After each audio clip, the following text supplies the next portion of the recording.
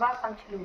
ఈరోజు నేను భారత స్వతంత్ర పోరాటంలో జాతి జనుల విముక్తి కోసం తన లేలేత గుండెనెత్తుటిని భరతమాత పాదాలకు పారాణిగా కోసిన నిష్కలంక దేశభక్తుడు, రవి అస్తమించిన బ్రిటిష్ సామ్రాజ్యంపై పిడికిలి బిగించిన తొలితరం విప్లవ వీరుడు, పల్నాడు సీమలో బ్రిటిష్ ప్రభుత్వాన్ని గడగడలాడించిన పల్నాటి సీమసింహం మరియు అటవీ ఉత్పత్తులపై విధించిన పన్ను, అడవి పుల్లరి శాసనాన్ని ధిక్కరించి అమరుడైన వీరుడు శ్రీ కన్నెగంటి హనుమంతరావు గురించి 2 మాటలు వివరిస్తాను.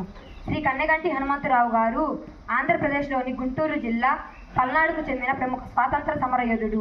అటవీ ఉత్పత్తులపై, పశువులపై బ్రిటిష్ వారు విధించిన పన్నును తీవ్రంగా వ్యతిరేకించి పల్నాడు ప్రాంతంలోని ప్రజలతో కలిసి బ్రిటిష్ వారిపై అలుపెరగని పోరాటం సాగించారు.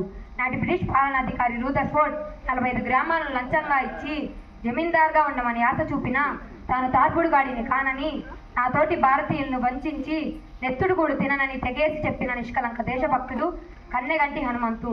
మహాత్మా గాంధీ సహాయ నిరాకరణోద్యమాన్ని నిలిపివేసిన తరువాత ఆయన అడుగుజాడుల్లో నడిచిన కన్నెగంటి హనుమంతు పన్ను కడతానని బ్రిటిష్ వారికి వర్తమానం పంపారు.